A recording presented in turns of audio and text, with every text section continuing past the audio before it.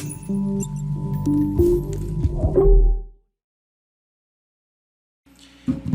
guys, Matt from Upsilon Mining, back at you with another video. I first want to apologize that I've been absent for a little while. I guess you could say that there was a little bit of a shell shock from within my own mental well-being regarding, the merge and how everything kind of went to crap pretty much pretty fast with the profitability.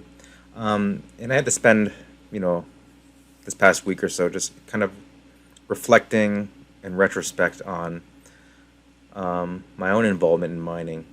And, I've really enjoyed doing the YouTube and communicating with you guys, getting involved.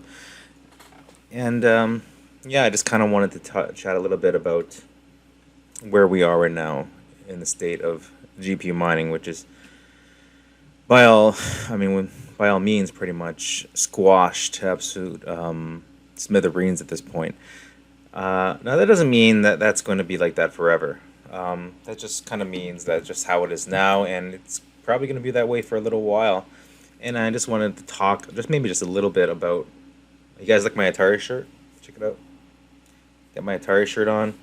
I do have an Atari 2600.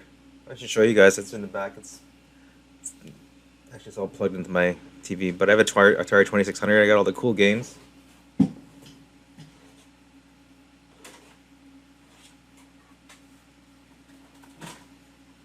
out this game.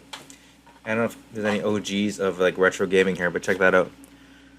That's Missile Command. That's one of the best Atari 2600 games around, in my opinion.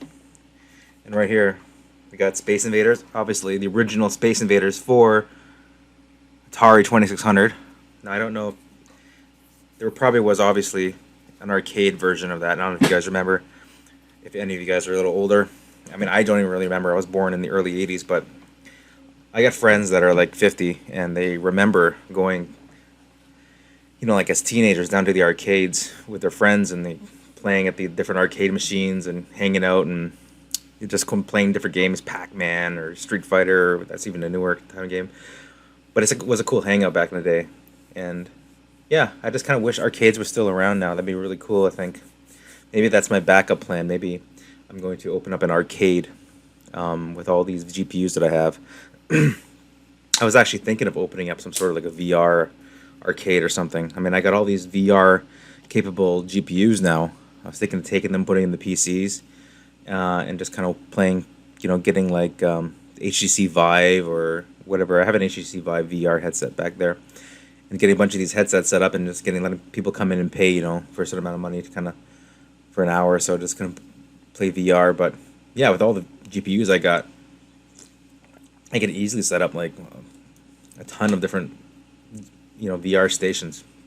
I don't know, just random thoughts. I'm always thinking, very entrepreneurial, so I'm always thinking about, interesting things like that. And that's kind of another thing. Don't ever feel bad. I mean, we all got into crypto mining. A lot of us got into it, because we wanted to make money, right? In the long run, And I'm still hodling all the coins that I have. I haven't sold any of the coins. Not a single one of my coins that I mined have even touched an exchange. Now, I did purchase some of the jazz miners with the crypto coins, I guess, that I had. Some of the Ethereum. I bought a couple jazz miners with it. And oddly enough, or funny enough, the jazz miners are pretty much the only thing profitable here. What to mine again? Obviously, we go here and we put in 240 watts at 520 mega hash. Okay, so if I hit the calculate button on that, we're getting around. So for Ethereum Classic, I'm making around. So I get like around 10 cents US dollars. It's 12.2 cents Canadian. Around just 10. Let's just call it 10 cents US. 86 cents per day per Ethereum Classic coin. It's not that good considering I got 5 of these things, 5 jazz miners, which cost lots of money. Lots of money, guys. Think like $4,000 each, right? $4 US per day in profit. It's just pretty atrocious right now. But I'm not too concerned about it right now. So per year, that's not very good at all. That's like $1,500 per year, which is pretty bad. That being said, I'm not like so I'm not overly worried about it because I know the values of the coins are down right now for one thing, and these networks are just hash rate. Sorry, these networks are just kind of inundated now with tons and tons of hash rate. But I think that's going to change um, within 6 months to a year. And I'll give you some of my theories why I think it's going to change and why this hash rate I don't think is going to maintain long term. Because simply a matter of affordability. Un- Unless you have basically free power, um, a lot of these large firms that are running all these ASICs, like think of these giant mining farms. Man, I'm tired. Sorry, guys. Just rubbing my eyes right now. Think of these giant mining farms that are sitting in, in places that have even 5 cents, 6 cents, 7 cents, or below electricity prices. The amount of revenue that they're making isn't going to be good enough. It's going to be high enough to maintain an operation of that scale. You got to think about it. You got like a lot of these places, you have rent and other costs associated with operating the business there, right? If each machine's making 86 cents and you have 1,000 machines, what is like that's not like let's say you have 1,000 ASICs making 86 cents, like 1,000 of these jazz miners. This, it's still not that much money. $860 like per month, right? That's not a lot of money at all, right? I think if you take 1,000 jazz miners, throw them in a big building, that's not even going to cover the rent. Okay, so this is kind of what I'm thinking. So you get all these farms that are stubborn. I love the at-home miner, right? And I think most of you guys are at-home miners and just small hobbyist miners. You know, maybe up to 10 gigahash or less. And you get these farms that are running terahashes and 50 terahash, 100 plus terahash or gigahash of hash rate on, they were running it on Ethereum. Now they've all switched over to Ethereum Classic as one example. These guys aren't going to be able to keep their doors open very, very long. And, I wish I could say I feel bad for them, but they've gone in with an extreme amount of hash power. And they're taking a larger chunk of the pie now, but it's still that chunk of the pie isn't big enough to pay for their huge operations. Like you have to scale this stuff like crazy in order to maintain it. So I don't think unless they have free electricity or some sort of massive solar arrays, right? Then maybe, but I think we're gonna see a percentage of this hash rate drop off just because these large farms can't maintain their large operations, making let's say under $1,000 with over 1,000 machines. And these machines are not cheap. These jazz miners were, let's say you bought them around when they're like say $4,000. We're talking like say $4 million operation is only making let's say what is it, 80 cents times 1,000 machines. Let's make it $800 per day, right? So okay, so I'm a little bit out of touch there. 24 grand a month, even 24 grand a month. Maybe that's enough, but it's barely scraping by. Like they're not going to break even on those machines anytime soon. Especially when you're talking like $3 to $4 million investment or whatever. So yeah, sorry about my horrible math there. I'm not going to go back and re-edit the video. So basically, what I'm saying is that there's that's still it might be enough to maybe you might be spending up to $10,000 a month in rent, or at least depends on like where their facility is, but the break even point is so bad right now that like how many months is that going to take? $4 million. I'm just rough estimate basically. Let's say you paid $4,000 per jazz miner, divided by like 24,000, 166 months, right? That's still a break even of 13 years. That's horrible. Let's say you were one of these large companies and you bought 1,000 of these machines. You spent like $4 grand each or something like that. A big giant mining operation, $4 million. You're making $24,000 per month. It's still going to take you 13.8 years minus all your operational expenses and everything.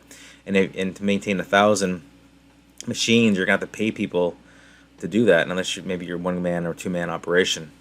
So I really do think that there's still some hope, and the hope is that some of these larger farms are just going to basically die off and free up the hash rate so that smaller people like you and I can hop back on and get a bigger chunk of the pie, because the chunk of the pie is the other half of the equation, right? So either you increase the size of the pie, the pizza, so that, and you keep the same amount of people that are, dining at the table, right?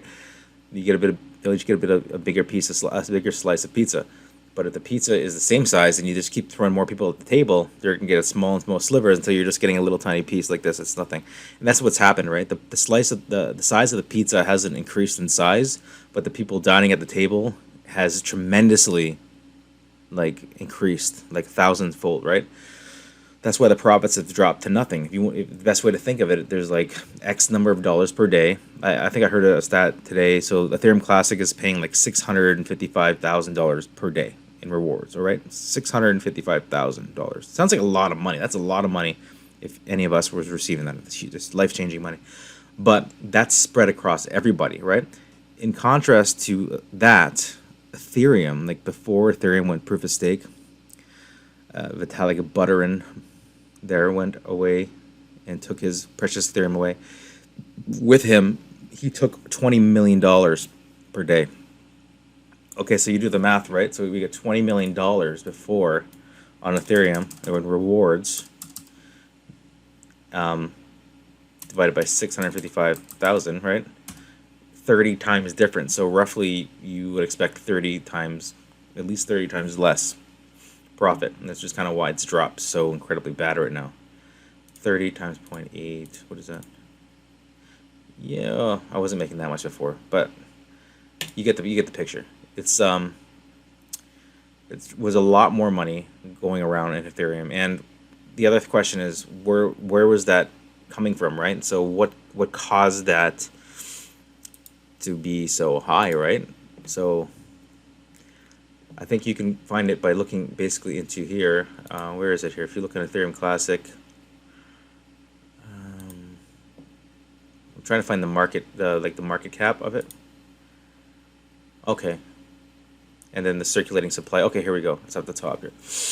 Okay, so each coin's worth $27.64, right? And so if we look over here, so the max supply that'll ever exist is 210,700,000, and right now we're at 137 million, right? So, and then you look at the market cap right here, which is see, we're not that high right now, so we're at 3.7 billion, right? So yeah, so if we take, like 3.7 billion, throw it into a calculator, hold up, and then we divide that by like the circulating supply, okay, which is 137 million. I think this is right. Hopefully this works out. If it does, I'm not editing the video. There we go, $27. Okay, so that's how you do the calculation. Okay, so you look at the market cap. So I'm just trying to get you guys, if you probably understand, right? You're smart, a lot of people, but if you don't understand what's gonna make, for example, any coin go up in value, so we can make more money, is basically the amount that they're giving out in Ethereum per day. I think is relatively going to stay the same, or per epoch or per block that's discovered, right? It's the same amount of rewards. Now, what's going to increase that reward amount, like to the 20 million that Ethereum was at before, would be for each coin to be worth more. Okay. Now, how does that happen? Okay, so I guess you got to look at it in terms of what this market cap here is, right? So market cap is, if you look here,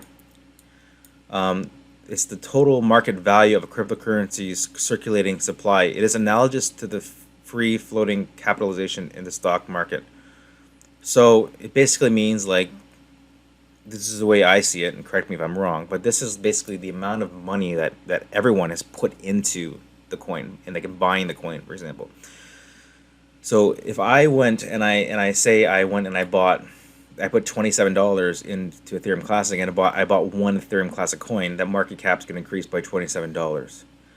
Okay, and then the circulating supply will stay roughly the same, but so that's going to increase the value of each Ethereum Classic coin, right?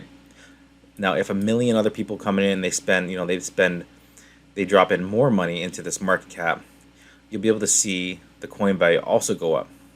So what we need to happen here is we don't need more people necessarily to mine it. Like if you look at the hash rate, yeah, everyone's mining this thing right now, right? And it's pretty crazy. It's spiked a lot, and it's right here. Everyone's mining it, but the value, like of the coin, like the total value of this coin, the market cap hasn't increased really at all. Like if you take a look here at the value here, it's actually dropped since the 15th. So the market cap. So I'm looking at the market cap here. The market cap of Ethereum Classic, for example, has actually decreased in the few days leading out. So we were at a market capitalization of 4.7 billion, and that's actually dropped to around 4.16 to 4 billion. Now we're hovering around what 3.9 billion, I guess, right now, and right now we're at 3.8 billion, 3.88 billion, 3.9 billion. So what we need to happen is for something, I think, some event to occur, in which people with a lot of money or a lot of people with a little bit of money come in and start buying this coin. Like they're going onto their exchange, whatever that exchange may be, and they're buying Ethereum Classic and they're holding it. Okay, if they hold it, their money stays into here as part of the market cap, 3.7 billion, right? It stays in there. If they sell it, it comes off the market cap because like they're getting their money back.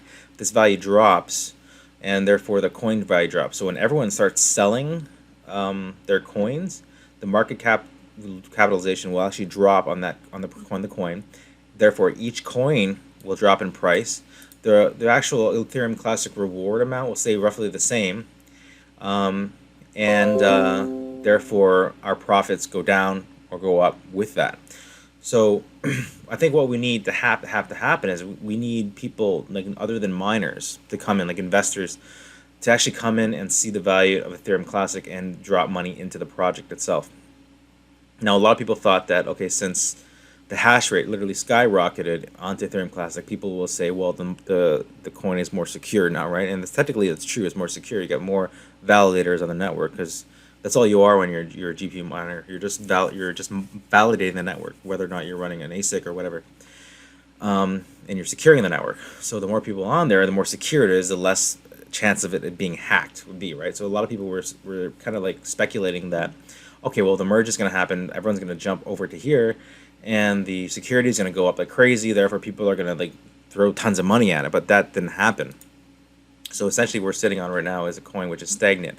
But this is also you guys got to think, and I'm thinking, different ways myself in the last week, and it can be a little depressing because you're thinking, oh man, I spent all this money on these GPUs, on these ASICs and everything, and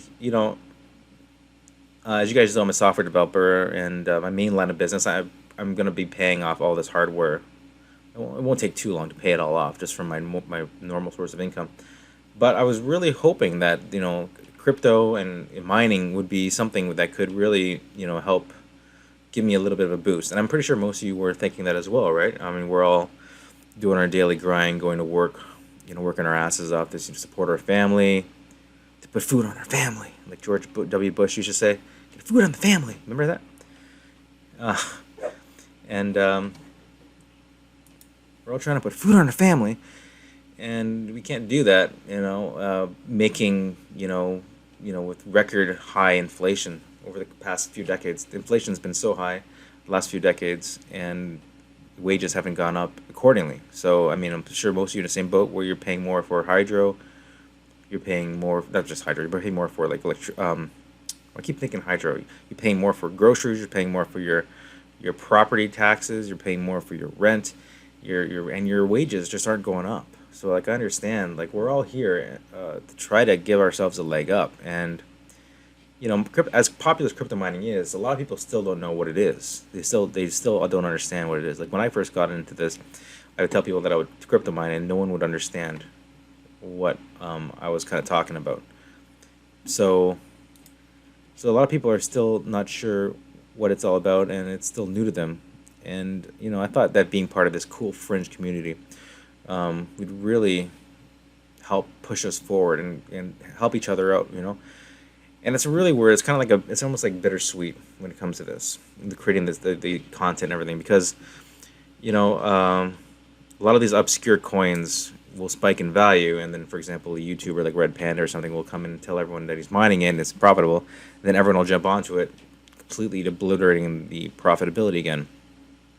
And it's almost like for some miners to survive, a lot of them must die. I mean, as bleak as that kind of sounds. Um, so the way I see it is either this hash rate, and I'm just using Ethereum Classic as an example because it's the only, basically I have my 5 jazz miners running, and they're the only kind of things that are profitable next to my KD Box Pros and Doge Pros, which only make like 9 cents a day or something like that. It's not even that much. So this applies to everything. If you look at the other charts for the other coins, they've all spiked like this. Ergo has its own challenges as well. Ravencoin, all that stuff. They're all the same. It's all the same problem. The hash rate's too high. The rewards have remained the same, and the coin value is just way too low. The market capitalization is too low. So when we go in here and we try to say, okay, well, I bought my I bought my 3090 here, and some people have spent $3,000 on their 3090s, which is crazy. And they're looking at these profits. There's no profits. Actually, you're losing. Like, you're actually losing. So you got to ask yourself, and I'm not gonna sugarcoat or give you some BS things here, but you got to ask yourself: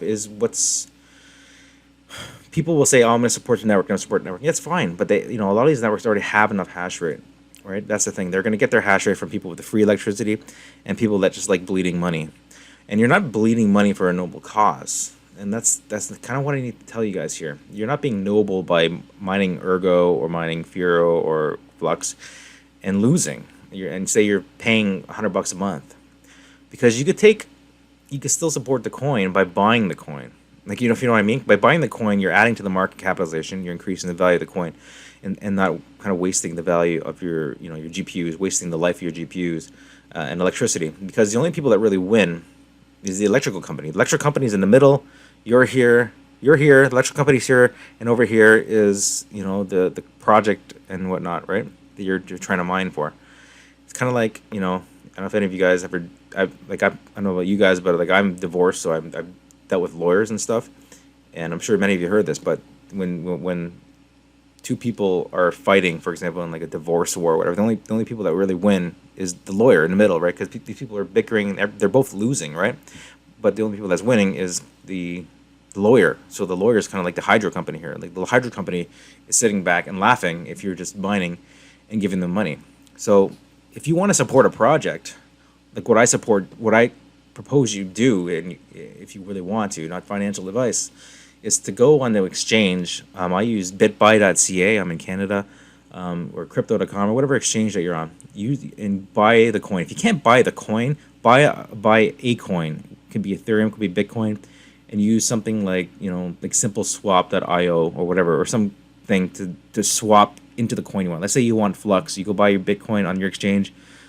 Maybe you send your Bitcoin off to an address in a wallet or something somewhere else off the exchange, and then just use something like SimpleSwap or something to switch into the coin you want, and then hold that coin, and you're still supporting the project because you're adding you're adding to the market cap. Like, you'll be increasing the market capitalization of that coin by going in. Like, if we look at Flux here, the market capitalization of Flux, can we see it here, is 231 million. So to me, what this means is that a total of $226 million was put into the project by everyone in the world. That's how much money people have dropped into the project. Ethereum Classic is 3.7 billion. Ethereum was humongously larger than that. Like, let's take a look real quick. I mean, I'm not a big fan of Ethereum right now at all, just because of Vitalik Butter and what he's done with the proof of stake. But if you take a look here, the market cap of Ethereum, which is absolutely asinine, is 158. Yeah, that's right. 158 billion. 157 billion. 158 billion dollars of people's money was put into Ethereum, whereas Ethereum Classic is only, like I said, 3.8 billion. So what we need is to have this amount of money brought into Ethereum, or this amount of money brought, for example, out of Ethereum and into another project. maybe something happens with Ethereum, people lose faith in the project, something happens with the node validators, something occurs, and investors pull their money out of Ethereum and put the money into another project and shift that investment into something else like Flux, and that'll spike the value of Flux. Ethereum will take a crap, but we won't care at that point because they don't care about us. Good on them, right? And then we mine the proof of work coin, which will then have that market capitalization. So this could happen where something happens really bad, and then people pull their money out of Ethereum and they go into another project. Otherwise, the only other way it's going to happen is if two things happen. Like if this hash rate falls off, which means people are going to have to quit, or these mining farms are going to have to quit, these large mining farms, therefore freeing up this hash rate and lowering the difficulty to give at-home and hobbyist miners more of a piece of the pie, or the coin price has to increase by outside investors coming in. So like forget Ethereum shifting the value from Ethereum to another coin. This is like, for example, everyone coming into Ethereum Classic and now investing in Ethereum Classic, which I don't know if it's going to happen or not. But I mean, I guess if you look back a little bit at the history of Ethereum, you kind of got to wonder what caused this to happen. Like what caused this? Like if you really want to know, and I don't really know the answers here either, if you really want to know what happened here, I think what you have to do is go back to a time when Ethereum was worth peanuts. Like when was it worth almost nothing, right? Yeah, so it was worth, yeah, there we go. So we got like, there was a time when Ethereum, the market cap on Ethereum was like literally like peanuts, like tens of millions, right? Compared to it is now. And then it did reach up past, like it hit where Ethereum Classic is now, which is what, 4 billion? Roughly in 2017. So that was like 5 years ago, right? And then, spent a lot of time down here again in the dumps around, not really in the dumps, but more than Ethereum Classic for a good, 3 years. So, I mean, it went from 2017 to 2020, so it took 3 to 4 years for this coin to spike up. Right now, I guess what the question is, what around here caused this huge spike? If you look at the market capitalization, which is obviously correlated with the price, like I said, they're related directly. If you look at the market capitalization, it's increased real sharply here at the beginning of 2020. So the question is, and if any of you guys know, comment below. Maybe calls this your homework assignment. Go and find out what caused this. Was there some sort of mass adoption of NFTs? Was there a lot of maybe celebrities or people selling cryptocurrency, or widespread awareness of cryptocurrency, what it was? Or maybe this was the beginning of the pandemic, right, when people were at home and they were looking for stuff to invest in. And is this and the question honestly is, was this a freak?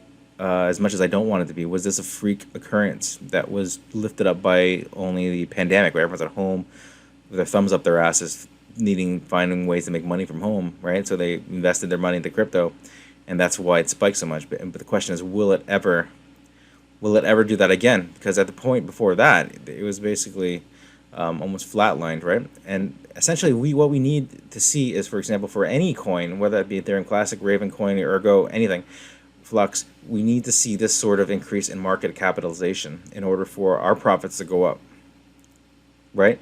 Because I think way it works with a lot of these coins, Ethereum Classic, there's a fifthening, I think coming up next year or something, where they'll 1/5 decrease the rewards amounts. So it won't decrease the coin value. It's going to reward the emissions amount that's kind of given to miners, and that will decrease the profitability again. And it does that so it keeps the circulating supply at a max, right? So by decreasing the fifthening, what that's going to do is it's going to make sure that there's ever a total supply of 210 million coins. It will reduce that, because when you're mining it creates new coins that you're getting, right? So I don't know, guys. I'm just kind of blabbing on a lot there, kind of my theories about it. I mean, this video has gone 29 minutes, which is crazy long. I just wanted to reach out to everyone and say, okay, I mean, worst case right now, you can, and I'm running this Jazz miners in my house, and it's heating my house pretty good. I have it in the basement, the heat's rising up. If you want to find a use for your rigs at this point, take a couple of them, put them into a room, put them one on each floor in your house, and just use it to heat your house for the wintertime, because you'll still be a little bit ahead versus just turning on a heater, which is just it's gonna heat the room, yeah, but you're not gonna earn any cryptocurrency. At least put a heater that earns a little cryptocurrency. because both are going to cost you money in the end, right? So that might be one benefit. Is winter's coming up, use it to heat your house, and just keep positive, and hopefully something comes along, and hopefully something happens where one of these coins does what Ethereum did in the past. And the question is, what's going to cause that? I'd really like this to be an open discussion below. What do you think? What do you think caused it for Ethereum, and what do you think is going to cause it again? Was it just the lockdowns and COVID that did this, or was it some other set of factors that did this? So, anyways, make sure you like, comment, and like, comment, and subscribe. Smash that notification bell. Oh, one more thing before I go. On the nodes side, we're actually out of nodes right now. I did speak with DJ Mines, and he did give me the go-ahead to continue selling them. So I'm trying to get a couple more in stock. But before we go for another, before I add more in stock, I want to fix up the software a little bit so the systems are a little bit more stable, because we did run into a lot of problems where people just didn't know what to do when they turned the computers on and whatnot. So I want to fix a lot of that before we go live. What do you guys think about that? Do you think I should put some more Flux nodes onto there, Flux boxes? Would you be interested in buying one still? Because if you look here, Flux boxes are still profitable. Like Flux nodes themselves are profitable.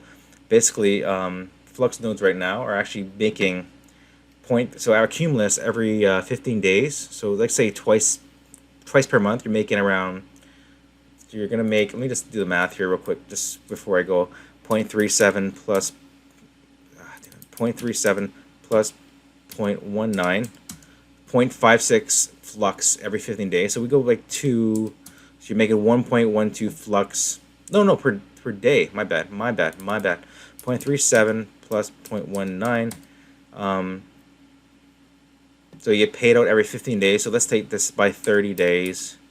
So you're making 16 flux per month right now. Minus times the value of flux, which is 0.84 cents. So, which isn't that good, $14 US per month. Okay, and I just want to quickly do the where is it? I have electricity usage calculator. So, $14 per month is what you'll make total. If say you're running these nodes 24 hours a day, and they're only using like what 16 watts or something. And so cost per month is So honestly, guys, yeah, so you saw the math right there yourself. So if I go 1.17, yeah, so you're going to make more with a Flux node now than any GPU. So, and I'm not saying that just to try to sell more Flux boxes. I love helping you guys with the stuff. I got a lot of emails. I'm trying to work through the support emails still. But with regard to like the profitability, you're still making $12 to $13 per month on a Flux node. That costs you like what are we $350 per month, and then a 3090 right now is going to cost you like I think at least $1,000. I haven't checked the prices or no, but at least $1,000. So you're still better off with something like a Flux node right now than a GPU. So if you want to make something, you could still do the Flux nodes. Looks like, and make about $13 a month. It's not the greatest thing. The ROI is not horrible, but like say you pay $350 for that, and because you're on $350 and you're making $13 a month, 26 months, that's better profitability than everything else right now, everything. So anyways, guys, let me know if you want me to get more in stock. I will look at doing that for you guys, but only if the community wants me to continue doing that, because if you go in the Flux Node store right now, we are actually out of stock right now, and we did sell the 50 that we had. So I would be interested in continuing on with this. Only $329 Canadian, right? So it's not that bad. We're not going to increase the price at all of that. So I could look at getting more of these in and getting them set up and improving the software a little bit to make it a little easier and trying to fix some issues that we had from the first batch of 50. But I really want your feedback before I do that. So anyways, guys, I don't think I have anything else to talk. This is a long ass video, 35 minutes here. So anyways, guys, I miss each and every one of you. Shout out to all the other crypto miners out there and YouTube content creators. We're just doing our best. I'm doing my best to stay strong and to kind of give you guys options right now. And Flux Node is still an option. You're going to make more money. And yeah, I know they're a pain in the ass to set up sometimes, and I know the setup is complicated, but and I do know the nodes go down once in a while, things like that. But if you get familiar with the using the Discord, and the community Flux support, you can get through most of these issues pretty easily with just a little resilience, right? I'm not going to say it's super easy to set these up, but we do our best.